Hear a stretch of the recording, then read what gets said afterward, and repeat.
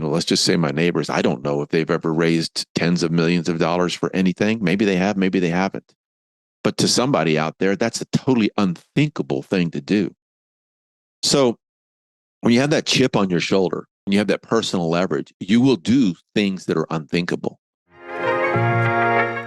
Paul Montelongo, and he has been in this real estate game and business for quite some time. And I just want to give just a short background of who he is and he says he's a lifelong investor and entrepreneur and business owner. He has built, owned, and operated $8 million businesses over his 40-year career. These companies have generated over 90 million in revenue and have employed over 1,000 people. So just a little short bio on Paul. I just will turn the mic over to him and just let him spill on what he is, where he is, and just share who you are, Paul. Can you share with the audience who you are and where you come from, your background, and just, what you do in the real estate business as of today? Sure. Thanks, Arsenio, for having me on the show. I'm from San Antonio. I live in San Antonio. I've lived here for 5 years. San Antonio, Texas. People say San Antonio, Texas. I bought my first real estate deal when I was 17 years old. Wow. I bought a raw piece of land. It was a little bitty pie-shaped piece of dirt in a residential area. I paid $7,500 for it. That was money that I had worked for in the summers, doing the thing kids do in the summers, mowing grass and so forth. I thought I was going to build a house and sell it and make a whole bunch of money, build a spec house, I didn't have a clue. So 2 years later, I put a sign on a telephone pole that said land for sale. Somebody bought it for $15,000. So I doubled my money in 2 years. I got the taste of blood, and I've been investing in real estate ever since. I bought another house when I was 21 years old. I flipped it. I bought the house across the street. I flipped it, and I did flips and small residential and small commercial properties for many, many years. Pardon me. And along the way, I built a construction company. I built a insurance restoration company. I built a sales center. And all along, I was investing in real estate. Then in 2014, someone asked me if I wanted to buy a marina. And I'd never owned a large piece of commercial property like that. And my first response was no, because I didn't know. But they convinced me, and I took a look at the numbers, did the analytics. The thing is that I had a very extensive business background. As you mentioned early in the show, I built a number of businesses, employed a number of people, generated a lot of revenue. And so in terms of business acumen, I had that. And so the deal seemed to make sense to me. So then I got into it and I purchased this marina and RV park. 115 boat slips, and then we converted the RV park to a tiny home park, and there was 38 tiny homes. So this was in 2014, 2015, and at one point we had 13 streams of revenue on this piece of property. And so that indicated to me very forcefully the power of one transaction, but multiple checks. So in this case, there were 158 checks at least a month coming in, 153 checks, and then plus all the other streams of revenues. That really reinforced to me this power of scale and real estate. After that, I started buying multifamily projects, and since then up until now, we've cycled through 1,000 doors. We currently are operating over 1,000 doors. And we see 2024 as a really big year for us. We really, really think that we'll add another couple of 1,000 doors. We've built out the systems to do so. And so that's the journey. That's where I am right now. That's how I got there.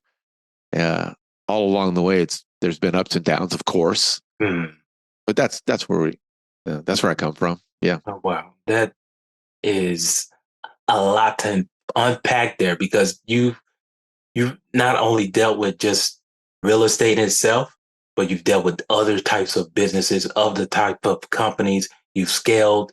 You've kind of got the ins and outs of different type insurance company as well, or was it insurance company? Insurance restoration. Your house burned, we fixed it up. And I Okay. had So, relationships with 5 large insurance companies, and I was one of their contractors of choice, preferred contractor status. And so their clients, their policy holders, if they had a catastrophe, then we got the call. wow, that's just incredible. Like, what led you to, you got your first taste of real estate at the age of 17. What got you to like scale even more beyond just a house and building multiple strings of incomes? What led you to even reach out even further? Yeah, well, first of all, I opened my first business when I was 27. It was a remodeling business, construction business, custom remodeling. And then that led into all the other businesses. Prior to that, I had just worked for the family business. We had a construction company. And early on, our father said, go buy real estate. Now, interestingly enough, at the time he said that, he did not have any real estate other than his personal home. Mm. But I guess he knew intuitively, go buy real estate. Later on, he bought more real estate. But, intuitively or educationally, I guess he knew that real estate was something that we should do. So I took him at his word, saved up my pennies, and, I bought that first piece of property. But I think even now, what I like to say to people is when you buy an apartment complex or when you buy a self-storage complex or any kind of multi-unit property like that, you're really not buying real estate. You're buying someone's business. Mm. So, oh yes, there's doors and there's dirt and there's parking lots and there's those things that make up the business, but you're buying someone else's business. You're buying their customers. We call them tenants. You're buying their good Google reviews. You're buying their crappy Google reviews. You're buying their marketing. You're buying their personnel. You're buying their processes and systems. You're buying everything that is involved in that business. And so then it's up to you to put your imprint on that business. Sometimes that means changing customers. Sometimes that means changing personnel, creating new business processes and systems. But you are buying a business, and it's up to you to put your personality and your strategies on that business to make it profitable for yourself and for your investors. The interesting thing was not until I purchased that marina did I understand the power of syndication and the real power of other people's money. Now, I had done some funding of my own to other people's flipping business. I had done that in the past. But all of my businesses that I'd created were self-funded. They were revenue that I generated. They were investments that I generated. So I didn't really know the power of putting together a group of people to go out and buy a large piece of property until 2013, 2014, when that was demonstrated to me firsthand. Mm-hmm. So that's how that evolved. And now, of course, we syndicate millions of dollars in investments for investors, and we buy large properties. And that's been a business model that we've put together, and it seems to be working. So let's cross fingers that it continues to work. Yes, yes, and I know I believe I'm pretty sure through your experience of buying properties and buying real estate with your own income, it came to a point where you was like, okay, there's got to be another way where I can do this and potentially help other investors invest in deals with me and not always use your own capital. Was there a point in your real estate investment goals where you was like, okay, I'm I'm always using my money. Like there's got to be another way. Oh, Is that absolutely. where? Right. Okay, go ahead. So you can only grow as much with your own funds. Right. And and so when that marina came along, I believe the purchase price on it was 2.6 million and some change. And my first response was, I don't have 2.6 million laying around to go buy a marina. And then it was explained to me how I really didn't have to have 2.6 million. Um, I could get it with other people's money. And so I did put some of my money into it, and I did guarantee the loan, and I did do the business side of it. But then the power of investors was demonstrated to me. It made a lot of sense, and even that's been a journey, because every product that we've put together, or every business that we've purchased after that, real estate, apartment complex, every complex that we've purchased after that has been a whole new. Each one presents a new challenge, on raising capital because the deals get a bit larger and the capital raising gets a bit larger and the systems and processes needed to put all that together get a bit more complex. And so each of these assets, each of these acquisitions presents a new frontier, a new challenge. And I guess we love that. Otherwise we wouldn't keep doing it. So we're still doing it. With those type of challenges and, those different types of avenues that you had to change depending on the type of asset that you acquired, with these other individuals who you've used their capital to potentially bring back a return to them, how did you get these individuals located to you? Were they friends? Were they people you never knew? Just how did you attract those individuals? Yeah. Where did I find the people that had the money? Correct. That's exactly what I'm asking. So in the beginning, I go back in the beginning because everything is a lesson learned. In the beginning, I thought that I could just open up my phone, look into my phone Rolodex, pick out a friend, call and go, hey, you got 50,000? You got 100,000? I'm buying a marina. And try as I may, that didn't work. And why? Because my Rolodex, my current network at that time, knew me in another kind of business. They knew me in the construction business. They knew me in a marketing business. They knew me in the flipping business. They didn't know me in a multi-unit scaled real estate investment. And so the proposition of come over here and join me was a little bit more challenging. Not only that, I didn't have the confidence to go out and ask for someone for $100,000 because I'd never done it. And so that's when I teamed up with someone that had a nice database and a very nice relationship with his existing investors. And over 9 days, he raised the $1.4 million that we needed to close that transaction. Okay, great. So now I go to him and I go, how did you do that? Help me, teach me, Yoda, please. And so over the course of the next 4 or 5 years, I got into a deal with him. I got into a deal with another syndicator partner, and I learned the ropes. And then through that, I established credibility in the marketplace. I established a track record. And then I could go back to my friends, and then I could go back to my colleagues. I could go back to that Rolodex that I had developed over the years. And some of them came along and they've invested. And then through networking and partnering and attending events and just putting myself out there into the public as someone who is serious about this business, then we're attracting investors and we're attracting more people that can help us raise capital and more help us to invest in these properties. And by the way, that's never going away. I mean, once I came to grips with, okay, this is the nature of the business. I'm not just a real estate guy. I'm not just a business guy. That I'm actually an integral part of that is a capital raiser.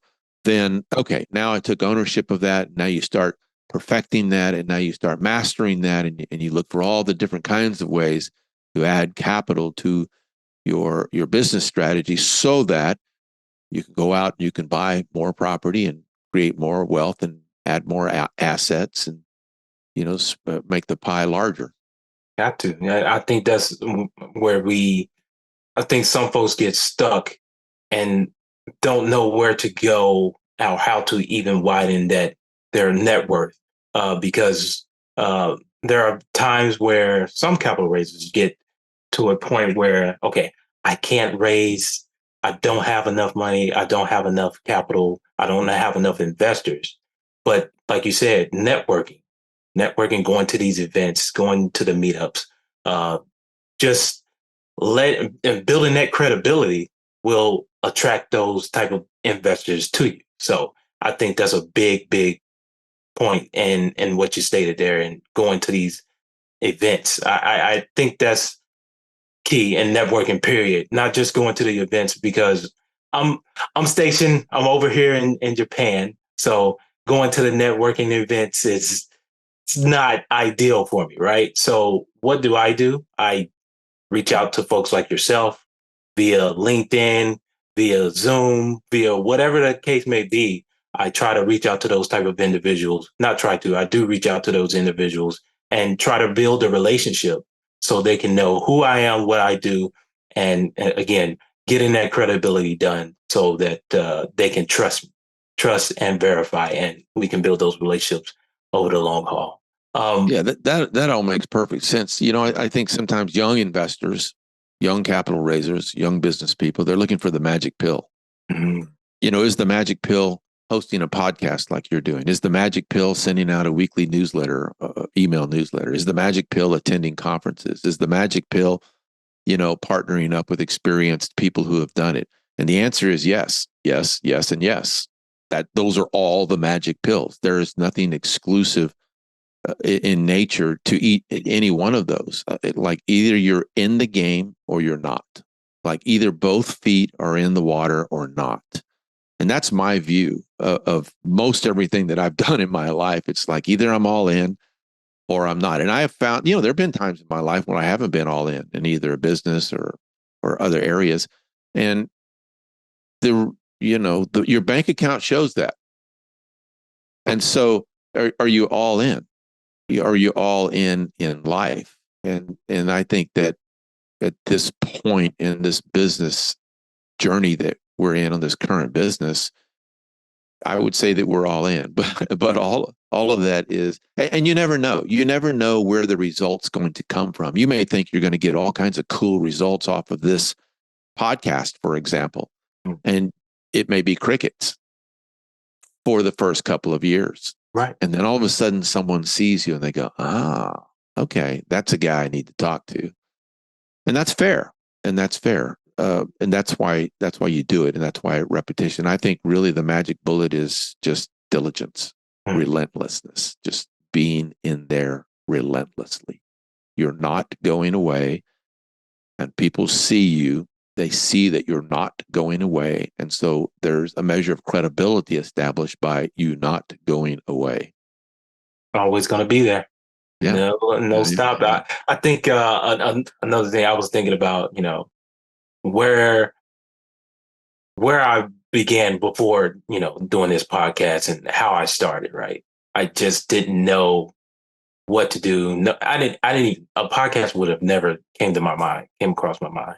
But when I became part of Raise Masters as you are, and this is my second year with those guys. So it just allowed me to think outside of the box and think not only that, just being with people with a different mindset than I had 4 or 5 years ago. I couldn't see myself here today, like being an investor, being a capital raiser, being a fund of fund, and having assets under me. It just, I would have never even imagined me being in a position, talking to you right now, just having this conversation about real estate businesses. Just couldn't imagine. So for the listeners out there, can you share for those that's wanting to get started? Can you share some strategies that they can do? Some information. We kind of already covered it. Going to the meetups, getting in the room, getting involved, getting your feet wet with, and getting in the space with like-minded people. Can you share any other strategies that these new investors can do to overcome that type of fear? Just sitting back and watching everything go. Yeah. I have some very, very profound advice right now. Just do it. Mm. That's profound, isn't it? It sounds tough, huh? Yeah, somebody ought to make a T-shirt out of that. Oh, wait. I think you have to have leverage on yourself. So there has, some people say it's the big why. What's your big why? Why are you doing this? I call it the chip on your shoulder. I think you have to have a chip on your shoulder. Now, where that chip came from is up to you. Did you have did you grow up in a household that was dirt poor? Did you have, someone that wronged you in the past? Were there a group of people that told you won't amount to anything? Or do you have, a chip on your shoulder because of something that you think you're not living up to? So all of these things are personal leverage. They're the personal chip on your shoulder that create the motivation to go out there and do the thing that's uncomfortable and to do the thing that to some people is unthinkable. I mean, the notion, I mean, those outside this group right now, just somebody, my neighbors, let's just say my neighbors, I don't know if they've ever raised tens of millions of dollars for anything. Maybe they have, maybe they haven't. But to somebody out there, that's a totally unthinkable thing to do. So when you have that chip on your shoulder and you have that personal leverage, you will do things that are unthinkable and you will figure out ways to make those things successful. And you will figure out ways to new ways to make them work. Your ability to do this podcast and your example is like, I never thought about that. Okay, then one day you did think about it. And here you are. And you watch yourself this time next year, you'll see measurable improvements. And then you see yourself in 2 years and you'll see even more measurable improvements. So it's the commitment and it's figuring out why you do things. For me, the chip on my shoulder, I think, is I do not want to expire without completely knowing and believing that I squeezed everything out of this life. Like, I don't want to leave anything on the field. I think I live life that way overall, not just in business, but it's like I'm my wife and I and our families were always on adventures. We're always doing things to just squeeze all of the juice out of life. We got one life, at least this one life. It depends on your beliefs, but at least this one. So I think that's my chip on my shoulder. And yeah, I didn't come from a rich background. I came from a very, very, very humble beginning. Our whole house was extremely humble. I remember watching my father shave with bar soap because he couldn't afford shaving cream. We ate beans, rice, and potatoes frequently. That all changed when I became a teenager because he went out on his own and created his own business. And I think that was probably a good example for me and my siblings. But to me, I see that as, those were circumstances. Okay, great. Those circumstances shaped me, formed me. And so I think I have a little different chip on my shoulder now. Yeah. So. Oh, absolutely. And chip on the shoulder, if you're listening to this, chip on the shoulder is a good thing. Okay. Don't get caught up in the words. Get caught up in the understanding. Oh, yeah. It's a good thing. Yeah, it is. I think what you stated there is just when you have that chip on your shoulder too, like I think it start to open up doors when you sure when you just open up doors and causes you to unlock that potential that you had, and just doing things that's unthinkable to the person to the left and right of you, and doesn't see your end goal in place, but you can see it. You can do it. It's just, you have certain obstacles that you have to overcome. But before you get there, you have to take those baby steps. And it's just those little steps. They're also wins. You know it. I know it. Oh, yeah. On those days and times that you haven't given your full. And if you're like me, you feel crappy. Like, man, I didn't give it all on that. Okay, let's reboot. To me, that's a horrible feeling. And so, that's a big piece of leverage. I think it should be a big piece of leverage for everyone. I do know that is a big piece of leverage for people that are successful. It's like, I gotta give it all every time. Gotta be honest with yourself. Sure. Gotta be honest with yourself. Not you'll still continue to be in that same place that you're in now. But that mindset, that chip on your shoulder, as soon as it's a motivating factor to get you from where you are now to being that successful entrepreneur, successful businessman, successful real estate capital raiser, whatever the case may be. Put whatever line that you want to put, whatever your goal is. It'll get you to, moving forward. Just start building momentum. It starts with those baby steps. We're running out of time. I enjoyed this. I thoroughly enjoyed that. I feel like, you're just talking to me, but I know it's for the audience and for me too. I learned a lot. I enjoyed this talk so much, Paul. Well, you ask good questions, and you're on a journey here to to make this the world's #1 podcast, aren't you? I'm on a journey. We'll see. I continue Make it happen. those Make it happen. little wins, Yeah, I'm glad to be a tiny part of it. Yeah, I appreciate it so much. I appreciate your time. So before I close it out officially, can you share with the audience members how they can connect with you and where they can find out more about you? All social media outlets at Paul Montelongo: Facebook, LinkedIn, Instagram, YouTube, at Paul Montelongo. And our website is montelongocapital.com. And at Montelongo Capital, you'll see all kinds of resources for investors, for people in our business. You'll see our deal flow. You'll see the deals. You get a sense of who we are and what we do and our team. So at Paul Montelongo, and my wife and I both, she's my business partner, and we both post regularly on these social media platforms. We post our lifestyle and we post our educational pieces. In our mission right now, in our life, at the stature in our life, we're here to help. So please reach out to us, ask questions, and follow us, and we'll all join the community. Awesome, Paul. There it is. We'll put that in the show notes so anyone that wants to follow you and connect with you can just click on the link below. And Paul, again, thank you for the incredible conversation. And I look forward to even speaking with you more, maybe even expounding even more, because I feel like this could even go further if we continue. But again, short on time. Let's do it. But yeah, let's do it again. Put me on the schedule, brother. Absolutely. Thank you again, Paul.